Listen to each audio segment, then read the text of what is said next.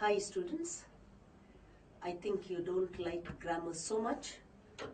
Somehow grammar gives us the thought, oh, it's tough. But we have to realize at the same time, if you understand grammar, we can score a lot of marks. It's more like maths. So if you understand the topic, once the topic is clear in your mind, then you understand the rules, then you practice it, then you're going to be a winner. It's just like any game. Understand the rules, understand the game, practice and score. No practice, no scoring. So it's very important after we do any topic, you practice the exercise at home. Do it again and again. Even if you have done that, do it again. Try to understand. And once you have done it, you are the master of that topic. And you will be able to teach even others about the topic. But grammar becomes difficult when you just take it as, oh, it is this. Oh, these are tenses. Then you go home, you don't go through the topic again. You don't practice, then you cannot master the topic. So today I'm taking a topic which again, according to me, is common sense. According to me, a very practical topic which we require to use in our daily conversation. Well, let's see what we are going to present. The topic is modal auxiliaries. Sounds something new. Have you used the word modal any time? Mode, auxiliary, two words seem to be different. Okay, let me go to the word auxiliary. The word auxiliary means helper, helping. Auxiliaries are actually assistants. Any action when we do some work, I will do my work. But if help comes in, then work goes faster. And certain jobs are such. I can do that work better if there is someone to help me. Supposing I'm taking down some marks from one book to another, I shouldn't make a mistake. So I request someone, I do it. Or I request someone, could you please help me? Or I do it and I say, could you please let me check? You read out and I will check. So a helper makes the job easy and lessens the burden. So there are no mistakes. There are no mistakes. Auxiliaries, therefore, are helpers which are used in English grammatical structure. Modal comes from the word, I think you know from statistics, mean, median and mode. Mean is average. Mode, mean, median. Median is the midpoint of the scores and mode is the score that occurs the most number of times. So mode actually tells that the most occurring score could be the tendency, could be the mood of that particular class. So here mode comes from the word mood, saying what is the mood of the verb, what is the mood that goes on. Is it strong, is it weak, is it happy, is it sad, something like that. The tendency. So that's why the word modal auxiliaries. Now we'll just see the sentence here. Nadal plays tennis. At the same time, there's another sentence here. Nadal is playing tennis. Plays and is playing. Just observe. SRK, Shah Rukh Khan, acts in movies. SRK, Shah Rukh Khan, can act well. I think you do find a difference here. Rahul completes his homework. Rahul must complete his homework. Nigel goes to church. Nigel should go to church on Sunday. In the first sentence, you will notice the verb is just one word, plays. And on the right side, you will see the verb is two, is playing. What should be in one word, plays? Here we have got two words, making it a complete verb, is playing. See the second one, SRK acts in movies. And here you find SRK can act well. Of course, unlike the first one, here there is a slight meaning. He acts in movies. And who acts in movies? Only if you can act well. Third, Rahul completes his homework. Of course, with one word, the message is conveyed, the work or the function or the verb is mentioned. Rahul must complete his homework. I think if you observe carefully, you will find completes his homework and he must complete his homework has got two different tendencies. He's completing, he's complete, he completes. Must complete tells you something about compulsion there. He has got to do it, he should do it. Okay, last. Nigel goes to church. And next one, Nigel should go to church. So I'm sure, my dear children, you have noticed here, plays becomes playing, acts becomes can act. It doesn't become, or rather the presentation is acts can act, completes must complete, goes should go. Okay? Now you will see here there's one verb. And here you will see there are two verbs, should go and the second verb. Here it's the main verb, plays, acts, completes, goes. Every sentence has just one word as a verb, and naturally that happens to be the main verb. Now you come to this side. The first one is playing, is number one, playing number two, making it two verbs. Second one, can act.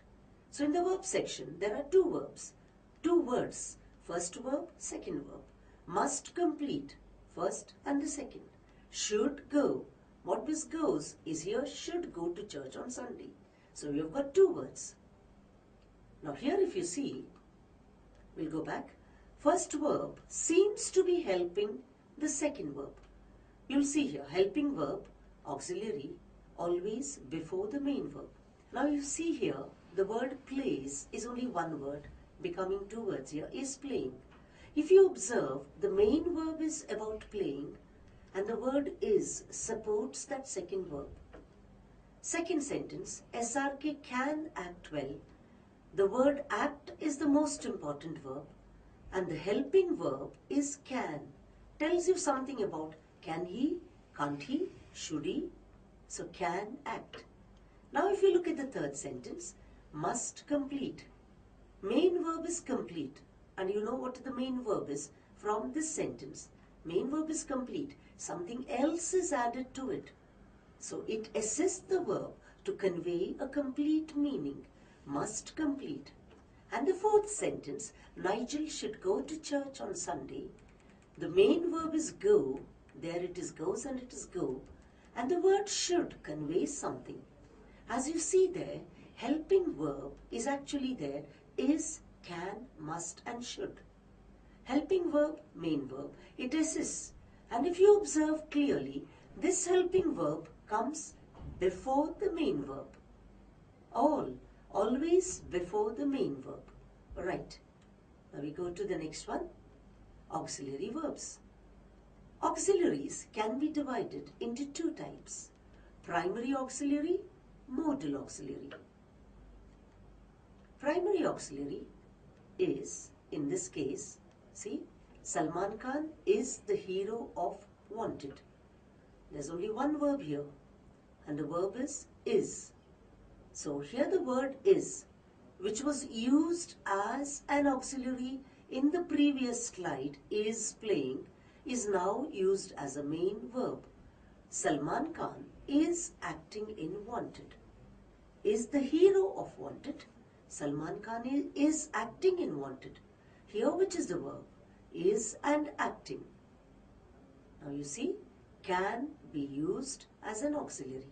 In other words, I would like you to look at the verb is and is. In the first sentence, that is the only verb it is used, so it is called the main verb. Whereas in the second sentence, Salman Khan is acting, the main verb is about acting, but we can't say Salman Khan acting in Wanted. The sentence sounds wrong and it is wrong. So we need an auxiliary to support the verb. And so the word is, which was the main verb in the previous sentence, is now used as an auxiliary in this second sentence. Now we come to this right hand side, modal auxiliary. Salman Khan can paint very well. If you observe here, the word can is used only as an auxiliary. Paint is the main verb and can is an auxiliary verb. Whereas on the opposite side, you will see the word is actually used as a main verb. You just see Salman Khan, the hero of Wanted. None of these words are verbs. Only the word is a verb. Here, can paint. Paint verb, can is auxiliary. Salman Khan can very well. Now, what meaning does that sentence convey to you? Salman Khan can very well? No. So we can't use can as a main verb. Okay, now we come to, let's learn something more about primary auxiliaries. Primary auxiliaries, these are the basic features of primary auxiliaries. Primary auxiliaries can be used as main verbs. Main verb means only verb in the sentence. Primary auxiliaries can be used as auxiliaries too, as helping verbs. They can change according to the subject. In other words, supposing I say, I am, but she is, he is, you are a girl, you are a boy, he is a boy, he is a girl. So with he and she, we say is.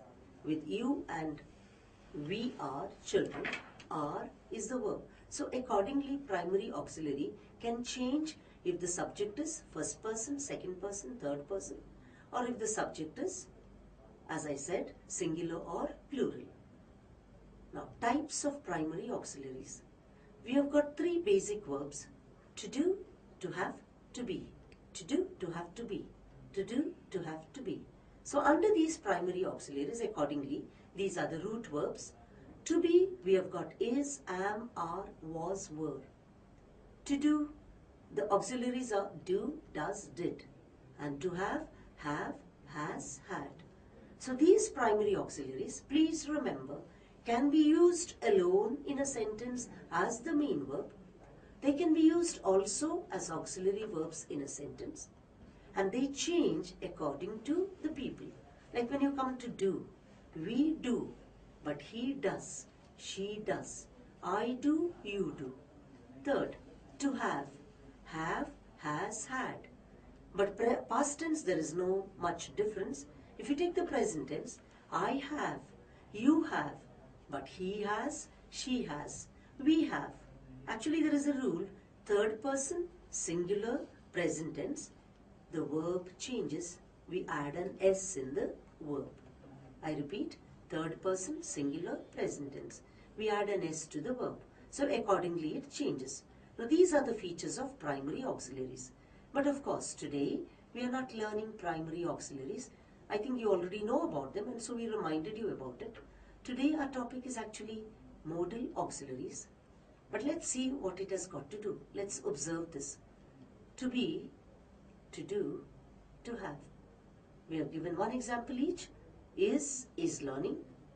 They do, the boy doesn't play.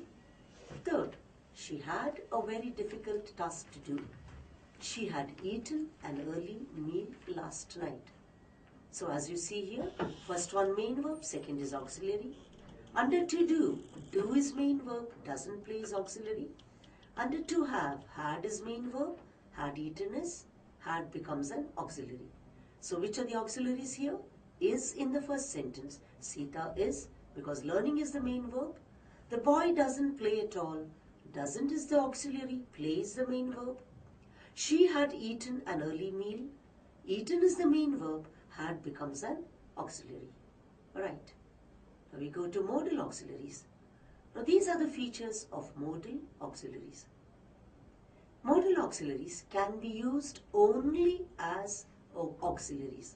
They cannot be used as the main verb. As we gave in the previous sentence, Salman Khan can very well. Now can what we say? Can do, can act, can sing, can paint. It depends. Second point, they do not change according to the subject. Modal auxiliaries remain the same. For example, I say I can, you can, he can, she can, we can. So see, first person, second person, first person I can. Second person you can. Third person he He can, she can. Plural, singular and plural. So we can. Did we change anything? No. Let's go back. What about is? I am. She is. You are. We are. They are. See, the is became are. But here modal auxiliaries do not change. Okay, one more point I can always tell you. You can check if it's a modal auxiliary or not by adding ing to that modal auxiliary.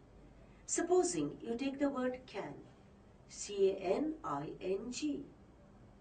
Is there a word like that? Of course, caning is there. Take another word, shall. Can I say shalling? Take the word will, willing, we do say with a different meaning. But would, wooding, may, maying, might, mighting, we never say that. So when you get confused to finding out whether it's primary or modal, or when you're asked to point out or pick out a modal auxiliary, try putting ing with it and see, do we ever use a word like that? No. So this is another way, which of course we have not mentioned here, but please remember that. Let's go through types of modal auxiliaries. These are the different types. It's interesting. Would you like to learn something by our children? You can. Just see. Can, could, will, would, shall, should, may, might, must, used to, ought to, need, dare. How many do we have? 1, 2, 3, 4, 5, 6, 7, 8, 9, 10, 11, 12, 13. Exactly one more than a dozen. Number 13. These are modal auxiliaries. But there's one point to be remembered. Need and dare are used as modal auxiliaries in the negative and interrogative form. I'll come to that later. Can, could, will, would, shall, should, may, might. Maybe you can practice this on your own. Can, could, will, would, shall, should, may, might. Repeat it, keep on repeating. Automatically you'll get it. Can, could, will, would, shall, should, may, might. Must, used to, ought to, need, dare. Must, used to, ought to, need, dare. Practice it when you go walking home with your friends, when you've got nothing to talk about, or when you're talking too much. Just bring this and see that you get them. There are only 13 modal auxiliaries. Can, could, will, would, shall, should, may, might. These are pairs. After leaving out those 8 pairs, we have got must. And with used and ought, we have to put that to. Only if it is used to, ought to, it becomes modal auxiliaries. And need and dare are actually, like you may say, needing, daring. So by itself, they are not modal auxiliaries. By itself, they are verbs. But only if you use it in the negative sense. You needn't come. You dare not come. You needn't say that. Say is the main verb. Come is the main verb. Daren't. Dare not do it. Daren't do it. So, do is the main verb. Dare is the modal auxiliary. So, this is the way we check it. And of course, sometimes in interrogative forms, which we will be watching just now in different forms of sentences. I hope this is clear, children. 13 auxiliaries, and I'm going to introduce them to you with all the details. These are the modal auxiliaries. We begin with, you see this here? I dash cook food.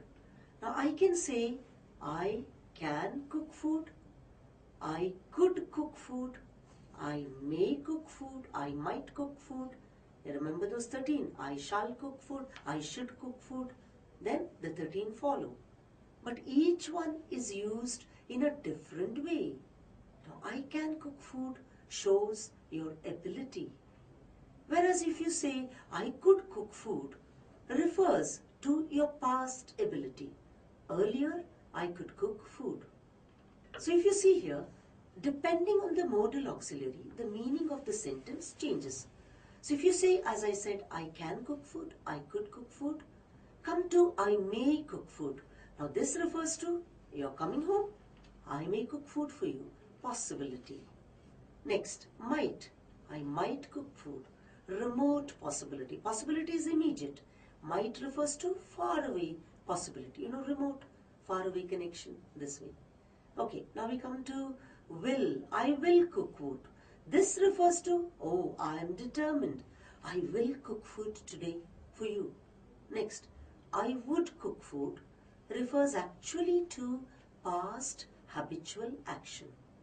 I'll refer to it when we get to cross another word, used to. I used to cook food. I would cook food. When I was in the 8th standard, I would cook food sometimes. So it refers to that meaning. Now, I shall cook food. This shows here future. When I grow big, I shall cook food. Maybe next week, I shall cook food. So it refers to future. And then I should cook food. Now see the word should here. Should is not future.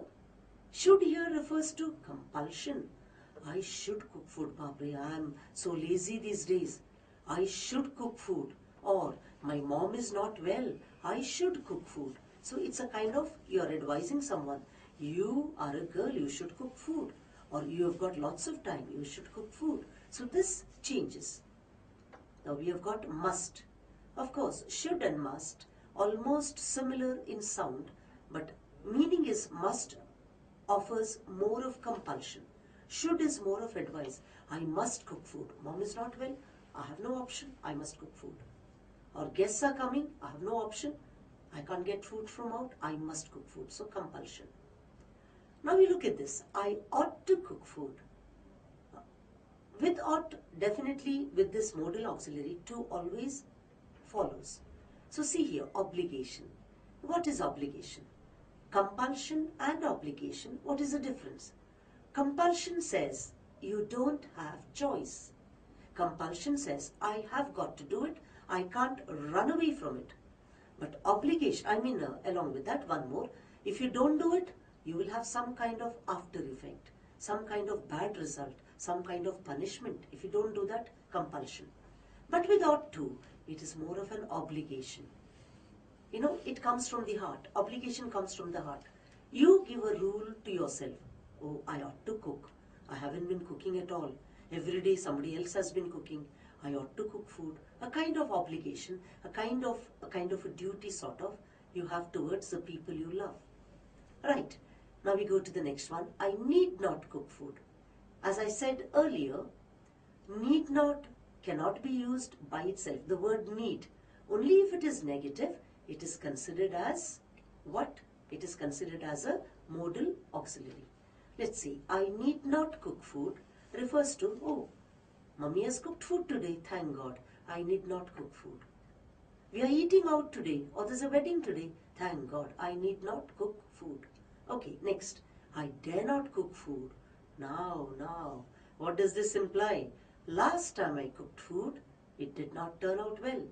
People didn't like it. They didn't eat. So you say, I dare not cook food, Baba. Means you don't have the courage to cook. People may not like what I cook. I dare not cook food. Just see, children, three words, I cook food. But every modal auxiliary we used brought about a change in the sentence, change in meaning.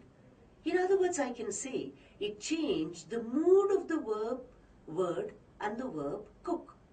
Can cook, could cook, may cook, might cook. That is why these auxiliaries are called modal auxiliaries. Note the pronunciation, modal auxiliaries, not modal auxiliaries, not modal auxiliaries. It's actually coming to the word adjective of mood, modal auxiliaries. Right. Now, I'm sure you have understood what modal auxiliaries are. Now, our problem is, what kind of questions can come in the board exam? These are the questions. They can give you a sentence and they'll say, pick out or identify the auxiliary and state its function. Of course, they won't ask you about primary auxiliaries.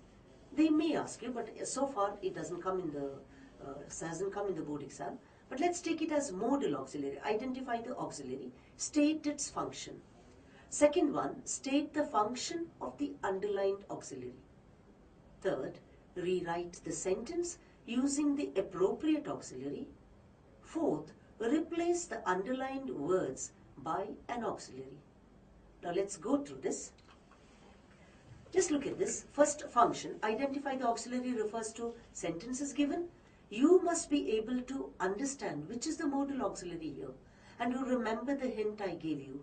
Can I add ing to that word? If you cannot, then it is not if you cannot add, then it is a modal auxiliary. So therefore, auxiliary, state its function. What is the function? Now just now when we put that list together, we told you obligation, ability, possibility, compulsion. These are the functions of that modal auxiliary. Second, you just write now, will give you examples. State the function of the underlined auxiliary, comes to the same, but the question will be, auxiliary will be underlined in the sentence, and you only have to write what is the function of that underlined auxiliary. So in a sentence, can will be underlined. What is the function? Because each modal auxiliary, the word can, has got 2 or 3 functions, which we will be showing you just now. Third, rewrite the sentence using the appropriate auxiliary. That will be a blank will be left, and you will be asked to put a suitable auxiliary. What do you do in that case? Try to understand the meaning of the sentence. Something to do with exam, it has to do something with compulsion. Something ordinary, you'll have to use an ordinary auxiliary. You've got to understand. Last, replace the underlined words by an auxiliary. Sometimes they give you a sentence. They say, I am able to cook. I am able, underlined, replace it with an auxiliary. So, I can cook. I am able to. You pick those words out. In that place, you put the modal auxiliary can. Okay. Now when you do it, we have to do this, we have to know 2 things. You must know the list of auxiliaries. Second, you must know what are the different functions of auxiliaries. Now come on. Now let's take can. I can swim. Now just look at this. I can swim shows ability. You have the ability to swim. Can I borrow your car for a day? Now the same word can used in 2 different sentences to mean 2 different things. First one, it is ability. Second one, you see, it's in the form of a question. You are asking permission. Can I borrow your car for today? So the word can, the modal auxiliary can, has 2 different functions here. One is ability, second one is permission. Okay, we take the word could, modal auxiliary could. Now you will see 1, 2, 3, 4, 5 arrows. Let's see. Could you help me carry this box? It's a polite request. We could go to SL World for a picnic. Now this is a suggestion. You're suggesting to someone. Next, see the third one. I could drive a car when I was in college. Now this, my dear children, is past ability. And could, I would drive, you can replace it with, in this case, I would drive a car when I was in college. That also means past. Could I speak to the officer for a minute? Once again, this is permission. And last, during the monsoon, the sea could be a dangerous place to swim. Now here you mean to say that sea, there is a possibility for the sea to be dangerous for you. You can't go swimming. Let's have a quick look. Could as one word, can had 2 functions. Could as a modal auxiliary has got 1, 2, 3, 4, 5 functions. Now don't break your head thinking, how am I going to learn it by heart? All that is needed, my dear children, to understand the sentence. How is this word used? Is this word used to ask permission? Does it suggest something? Is it ability? Or are you asking permission? Or is it talking of possibility? And if you concentrate on the sentence, especially if you're used to talking in English, things become easy and you will be able to pick out the function. But those of you who think it's going to be really difficult, definitely can make a study of all these possibilities. And once it is there in your mind, you can place it exactly, this could is for this. Right, now we take the third one, may. Look at this. Now there are 4 functions. You see the 4 arrows. We may have a holiday tomorrow. So you don't know. You're not very sure. But there is a possibility. See, the second one is a question. May I leave early? So it is permission. Third one. Sometimes you need to bless people. May God bless you, we say. Oh God, may you be blessed abundantly, we say. It's a prayer. It's a wish. You bless someone and sometimes you curse someone. May you not get any help at all. Now you're wishing someone something bad, a curse. Last one, may I help you lay the table? This is you're offering help to someone. So may has got 4 functions, 3 P's and 1 O. You can remember like that, P, P, P, P and O. Next, we have got might. Might, may and might are a pair. They are a pair. Past tense of may is referred to as might. So in indirect speech, direct speech, he said that he might go for the seminar. Past tense of may, indirect speech. And see the second one, this is a remote possibility. Same word, very word. I might go to London next week. You are not very sure whether you are going to London. But you think of a possibility, it is next week. So you say, I might go to London next week. See the clear difference. Again, once again, nothing to learn by heart. He said that he might go for the seminar. It's a past tense. He may go, might go. Okay. Next, will. He will go to the market tomorrow. You will see here. Will you help me with my homework? I will not listen to what he says. You will see 3 arrows here. First one is a pure future tense. He will go to the market tomorrow. Second one, request. Sometimes you do ask, will you be able to help me with some work? Here you say, will you help me with my homework? So it's a polite request. Last one, I will not listen to what he says. And I think you have a way of saying it. I will not stand any nonsense. So here it shows determination, willingness. I'm either going to do it or I'm not going to do it. So 3 functions for will. Next one, would. Here, 1, 2, 3, 4 arrows. So naturally we have got 4 functions. We'll have a quick look at it. He would go to the gym every evening. Now you are talking about someone's daily habit. Every evening he would go to the gym. And so see what the function is. Habitual action in the past. Would you lend me something? Now again polite request. You must have come across this many times. Can, may, will. These are all polite requests. Could also polite request. Could you please help me? See here also, would you lend me something is also polite request. Next, Otto would probably shake my hand. Now I think this comes in that lesson, Anne Frank. Otto is Anne Frank's dad. Otto would probably. Now you are not sure whether he would shake hands with you, but you are thinking of a possibility. Last one, she told him that she would like to become his letter daughter. In this case, she will like to become, she would like to become. It is the past time of will or past tense of will. So we have got 4 functions of would: habitual action, polite request, possibility, past action. So you can say past time of past tense of will. So again 3 P's here and 1 H here. Shall has got 3 functions, 3 arrows. Now let's go through them clearly. They shall be punished for their wrongdoing. Now you are talking about a kind of a threat. Oh, they did that, they shall be punished. So it's a kind of a threat. Second, you shall not go to gym every evening. Now you are preventing someone from going. You shall not drink that water now. You will drink it only after you finish that answer. Okay, third, shall we go for a picnic this weekend? The very word shall give 3 different moods. Just see. First is threat. Second is prohibiting someone, banning someone. Third is, shall we go for a picnic? Lovely suggestion. So see the magic of this word. Shall and shall. This actually, my dear children, see, this is a helping verb, but it tells the mood of the verb. That is why modal auxiliary with 3 different functions. Okay, now we come to should.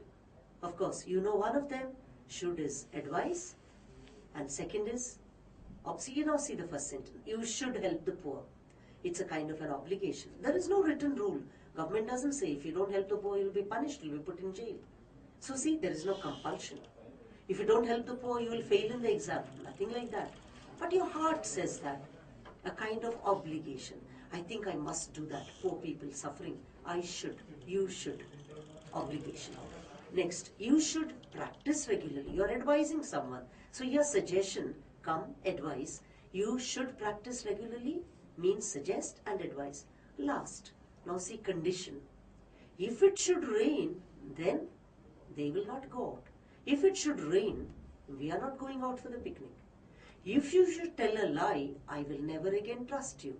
So you're putting a condition saying, of course the condition comes with the word if, but you are using the word should to put that condition. Right, now we come to must. Of course, I'm sure all of you know must is compulsion, but not always. Just look at the three functions now. See, first one is, if you must respect all religions. Our constitution says so. Must respect, must do this. It's a kind of obligation. Second, just see the word, she must have forgotten. Forgotten is a main verb, and you've used the word must have. Here it is conjecture or guess, we say. What is conjecture? Conjecture, actually the word comes there, guess. You do not know, you are not sure whether he has forgotten the keys. So you say, she must have forgotten the keys. Supposing one of your friends is absent in class, so you say, oh, he must have fallen sick. He had ice cream yesterday. Or, he must have bunked the class and gone for a movie. Or, he must have told a lie. Now you are guessing. You are not very sure at all. So in this case, along with must, you need to use the word have to make it into that function of conjecture or guess. Last, you must reach the office in time. Here the difference is from the first and the second. In the first one, must respect all religions is a kind of obligation for all Indians, or for that matter for all the people of the world. His religion, I must respect. In the last one, you must reach the office in time. You know what happens. If you don't reach the office in time, the result is punishment or half-day cut or something like that. So here it is compulsion. So I think you know the difference now between compulsion and obligation. With compulsion failing which, you have a kind of automatic punishment. Last. Of course, we finished all with may or those. Now we come to ought to. Of course, this is not the last. But ought to here refers to, as you can see, it's almost like must. But it is used as, almost I said, I ought to complete my work. I must complete my work. But that amount, that factor of punishment disappears. We ought to look after our old parents. Supposing you don't look after your old parents, society will say, what a cruel person you are. Your mom is sick and you're going for a movie. You know, no obligation. Something tells you deep inside, oh, poor old parents, I must look after them. Mom is not well, I must help her out at home. Your friend needs help, I ought to help her. So this is moral obligation. In other words, so far we did obligation. Moral is if you don't do it, you feel guilty. It's a kind of something wrong that you are doing it. So we say moral obligation. Second one, they ought to win the game today. Now, they're going to have a game today. You're thinking, oh, if they don't win the game, gone. The Indian team has to win. Otherwise, I will not be able to tolerate. So you're thinking of a probability. They must win. They ought to win the game today. So you see the difference? One is moral obligation. If you don't do it, guilty. And the second one is probability. Next. I think I mentioned earlier with you would. Would and used to are actually like twins. Would is past action. Used to is also past action. Here you see the sentence. They used to play cricket every evening. And see the next sentence. There used to be a hotel at the corner of the street. See the first function. They used to play cricket every evening. Is actually something that has been happening all along. Used to, but it is past action. It is not, it need not be, it's not happening now. Past habit, they used to play, can be replaced also with would. Now this kind of questions also do come for the exam.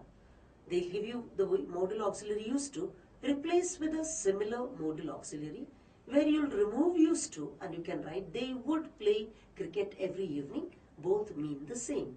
You take one, replace it with the other. Look at the second sentence. There used to be a hotel at the corner of the street. Now you are thinking of something of the past, existence of something in the past. This again actually refers to past, but it's not a habit. Something used to be there, now it is not there. So see, the word used to refers to this particular past habit, past existence. We now come to the word need. You remember them? Can, could, will, would, shall, should, may, might. Must, ought to, used to, need, dare. The last two. Here if you see the word, he need not pay the money right away. Need he pay the money right away in a question form? I think you remember the word need, you can easily add ing, needing. So, he is needing it. Sometimes needing, he needed it. So, it can be changed into present, past, future. So, need by itself is not a modal auxiliary, becomes a modal auxiliary only if you put the negative word not, or if you use it in the form of a question. So, in the first sentence, he need not pay the money right away. So, which is actually the main verb here, pay. But need not tells you he must pay the money right away. He may pay the money right away. He need not pay the money right away. See how it takes the place? Need not. So it is negation. Negation means negative. So it is out of necessity. Need he pay the money right away is a question. So we normally don't use it very often, but it's a kind of putting it. Need he pay the money right away? It's in the form of a question. So the main verb is pay, need becomes a modal auxiliary. But this is, if it is a question, we need not use it in a negative form. I hope the two examples are very clear. Last one is dare. Now you can clearly see the two arrows here. One is courage, other one is challenge. Of course, dare always means, I dare not do it, you dare come close to me, things like this. How dare you touch my bag? You're asking a question to someone. So when it's a question form, we again, just like need, we don't use the negative. How dare you do it? How dare you go out without my permission? So dare, actually the main verb is touch, go. So dare is a modal auxiliary without not in a question. Second one, you dare not contradict me. You dare not shout. You dare not leave the house. So these are orders. Main verb is contradict, leave, shout. But in this case, not has to be added. You are challenging the person. You dare not leave. In other words, it means when you challenge, if you do, something will follow. Result is going to be very drastic. So these are the two ways we are going to use this word dare in modal auxiliary. Right. I think now everything is clear to you. Of course, you need practice, children, as I said in the beginning. When teacher explains, you find something easy, maybe you have understood, not understood, we can go back to that again. But whether you have understood or not, we find out by an easy method. We give you a question and now you solve it. If you are able to solve it, you have understood. So we take the first sentence. Fill in the blanks with correct modal auxiliaries. You dash be punctual. Now since you all are beginners with modal auxiliaries, to assist you, we give you a choice. So choice is given. Sometimes choice is given. Sometimes hint is given in brackets, function is given. Or sometimes something or the other is suggested so that you get the right answer. So you see here, you dash be punctual, a kind of obligation. So I can't see, actually if you see, you will be punctual, you shall be punctual, you must be punctual, you ought to be punctual, all of them. But since the hint is given, you choose the right one. Since it's obligation to say you should be punctual, you ought to be punctual. Second, dash, you please help me with this. Now this is a request. What word are we going to use? Since it is please, it is a polite request. Now we have many choices. I can say, could you please help me with this? Or would you please help me with this? And will you please help me with this? Why not possibility? If it was given possibility, can you help me with this? It's a question. Of course, it's a request. But if it is a request, you have to use the word please. You want that person's help. So that is why please or could you please is added to make it a request. Right. I think he dash come next week. Remote possibility. Anyone remembers? So the answer is might. I think he might come next week. Fourth, he dash pass the examination easily. Probability. So what do we use for this? He ought to pass the examination easily. Remember that cricket game? We ought to win that particular game today. So probability, you want it to happen, ought to. Last, he dash watch a movie every Saturday before he got married. Now here it is past habit. Past habit, what was he using or doing? So it should be would or used to. Any one of them, you have a choice. He would watch a movie every Saturday before he got married. He used to watch a movie every Saturday before he got married. But now that he's married, maybe he's watching every day or maybe he's not watching at all. But this is referring to past habit. Right. Second type of question is identify the modal auxiliary and write what they denote. Now in this sentence, we used to breathe. Now that you're familiar with the modal auxiliaries, you can read the sentence and definitely you'll tell me, ma'am, it is used to, the word. We used to breathe well because we worked hard. Now, what is your job? Identify means what? You've got to underline.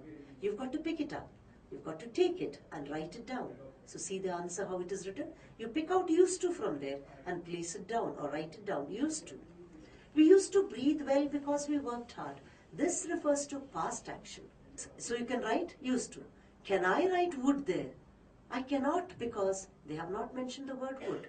Now you pick out only the given word and write it. I hope you get it. Second, you should try plastic surgery. I know you're smart enough. Immediately you'll say it is should. Now you are suggesting to someone better to have plastic surgery. So should stands for suggestion. You may go, may, permission. See the fourth one. We must master the art of breathing. Here, I think that lesson you've got. If you don't know how to breathe properly, you're definitely going to have some problems. When you do that lesson on breathing later on, you will realize wrong breathing causes so many problems. That is why the word must, compulsion, we must master. Otherwise, I told you if you don't do that, adverse results, you will be punished by having different types of diseases. So compulsion. They would watch a movie every Saturday. Now this is almost similar to the first one where we are referring to the past habit. So which is the modal auxiliary, students? Would. And it is habitual action. In this case, they would watch a movie every Saturday. Again, habitual action, past action. Okay, these are suggestions for you. If you go to the textbook, these are the different pages. Page 22, page 29, page 111, page 163 and page 181. Each of these pages tackles this problem clearly with examples and with an exercise that follows, telling you how to make use of it and what kind of questions can come for the exam. Please take down the page numbers, make a study of it, see that you do every exercise and find the difference between usage of one word and another word. Third type is identify the modal auxiliary, write what they denote. We children would stare at her. Same. I could hardly see a handful of people. I could, but past ability. They used to be considered as omens. Again, past recurrent event. Again, could is used in another way. Possibility. The forest could be a disappointing place to watch birds. Last, you may see many species of birds. May is possibility. I think all that you need to do is, today when you go home or on the way, when you talk to friends, first of all, speak in English all the time, 24/7. As you use, either find out which modal auxiliaries am I using. After speaking, you can identify, recognize, or try using this when you talk. I could come tomorrow, tell your friend, I could help you with that sum tomorrow. I may be able to go for that movie with you tomorrow. We would, when we were small, we would climb trees and we would jump down. We would do this, we would do that. See, past ability, I could hardly see a handful of people in the classes. Now it is not so. So start using it and then only automatically practice will come. Then with the different exercises, you will be able to use them most effectively. Because normally students ask, ma'am, how to practice this, how to do it. Two ways are there. Of course, language consists of 4 stages: listening, speaking, reading and writing. Today, you listened to all that I explained in modal auxiliaries. At the same time, you saw it. Second is speaking. So when you speak to your friends, use modal auxiliaries. Your friend uses a modal auxiliaries, immediately sense it. And when you say it also, you sense it. That awareness is needed. You just go on speaking anything, it will not help. So awareness, see, look, you used a modal auxiliary, I used a modal auxiliary, and then you find out which function did it denote. And third one, listening, speaking, reading. Now reading you did along with this, no problem. Last one is writing. Writing, you need to take exercise from the book and practice. So see the sentences that are coming up. May the star never set. You're wishing someone. May. Our next thought must be of the unknown volunteers. Now must be, here must. Must is the modal auxiliary. Be is the verb, compulsion. They might be good for your skin. You're suggesting a possibility. Maybe if you use this, ultimately it will improve your skin. I can't go up. Now can't is a negative modal auxiliary. I cannot go up on stage with this on my chin. So can't shows, can becomes ability, can't becomes negative, inability. Last 10th one, he must have seen. Moment you see, have with must. You know one thing. Tell yourself clearly. Moment I use have with must, it is a guess. He must have seen the look of bewilderment on my face. You come to the bus stand, bus has gone. The bus must have left. You don't know whether the bus has come. You don't know whether the bus is yet to come, but you're just guessing. So it is a guess. Right. Fine. I will not, we have got a fine song here on Jab We Met. But I think, you know that song I think, but I'm not going to sing it right now. Ha, hai koi to wajah, you know that song. So you can put these words and you can have a fine practice in case you feel like, and you can remember all the modal auxiliaries mentioned here. Grammar, modals, auxiliaries, functions, sorry. Have, has, may, will, can, need, might, may, should, ought to, do, would. Fine, children. I think this is a funny way, interesting way of putting it in the form of a song. Otherwise, as you talk to your friends, just use this. As you write down, practicing the exercise in the from the Mahesh notes, just try to put, this is what she said, am I getting it? Say that sentence to yourself, put it in the suitable place. I hope you have understood, children, and I wish you all the best with modal auxiliaries. Use modal auxiliaries as often as possible. Have a fine day. Thank you.